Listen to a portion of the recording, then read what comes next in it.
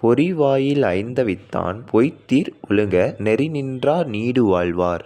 குறளுக்கான பொருளை காணொலியோட கடைசியில் சொல்கிற நண்பர்களே, அதுக்கு முன்னாடி வணக்கம் தோழர்களே, தோழிகளே, எல்லோரும் எப்படி இருக்கீங்க? காலையில் எழுந்திரிச்ச உடனே தண்ணியை குடிச்சு முடிச்சுட்டு காலை கடனெல்லாம் முடிக்க ஆரம்பிச்சிட்டேன் நண்பர்களே. காலை கடனெல்லாம் முடித்ததுக்கப்புறம் உடற்பயிற்சி கூடத்துக்கு செல்கிறதுக்கு ஏற்ற மாதிரி ஒரு ஆடையை அணிஞ்சிட்டு பெட்ஷீட்டெல்லாம் மடித்து வச்சுட்டு உடற்பயிற்சி கூடத்துக்கு செல்ல தொடங்கிட்டேன். எனக்கு ரொம்ப நாளாகவே சந்தேகம் இருந்துச்சு நண்பர்களே, எதுக்கு உடற்பயிற்சி கூடத்துக்கு லிஃப்ட் வச்சுருக்கானுங்கன்னு. ஆனால் எனக்கு இன்றைக்கி தான் புரிஞ்சிச்சு, யாரெல்லாம் லெக் ஒர்க் அவுட் போடுறாங்களோ அவங்களுக்குலாம் அதில் பயன்படுன்னு. அதுக்கப்புறம் கழிவறையில் போயிட்டு மண்டையெல்லாம் சீவிட்டு நம்ம போயிட்டு ஒரு அழகான ஒரு மூலையை பார்த்து நின்னாச்சு. இந்த பாடி பில்டர்ட்ட அப்பப்போ கொஞ்சம் பிரச்சனை பண்ணிட்டு இருந்தோம். அவர் முறைக்க ஆரம்பிச்சார், நாம் பார்த்தோன்னு ஓட்டார்.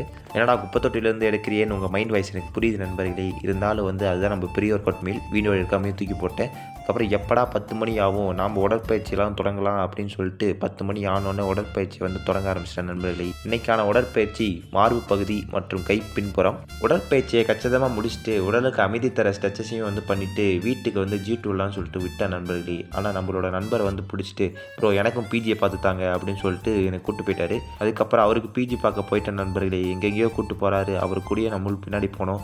அவருக்கு எந்த விடுதியுமே பிடிக்கல, ஆனால் இவர் உடனே இறங்கிடுறாரு. ஆனால் நம்மளால் முடியல நண்பர்களே, அந்தளவுக்கு அடி. அதுக்கப்புறம் போகிற இடம்லாம் சுற்றி முற்றி பார்த்துட்டே போனோம், எங்கேயும் கிடைக்கல. கடைசியாக என் பிஜிக்கு கூப்பிட்டு போய் உட்கார வச்சேன். ப்ரோ இவ்வளோ அழகாக பிஜியை வச்சுட்டு ஏன் ப்ரோ இவ்வளோ நல்லா சொல்லலன்னு சொல்லிட்டு நம்மளே திட்டினார். ப்ரோ விடுதியில் இடம் கொடுக்கறதுக்கு மனம் இருக்குது, ஆனால் இடம் தான் இல்லை அப்படின்னு சொன்னேன். அவர் உடனே போய் நான் சொன்னிட்ட பேசிக்கிறேன் அப்படின்னு சொல்லி கிளம்பிட்டாரு.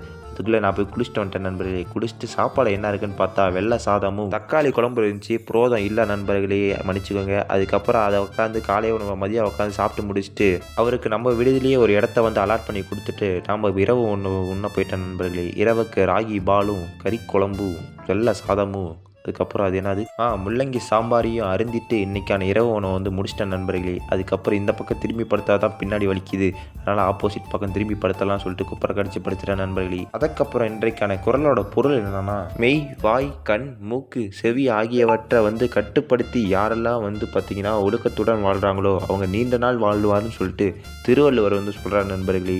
அதுதான் இன்றைக்கான குறளோட பொருள். மீண்டும் அடுத்த காணொலியில் சந்திக்கலாம் நண்பர்களே. அது வரைக்கும் நன்றி, வணக்கம்.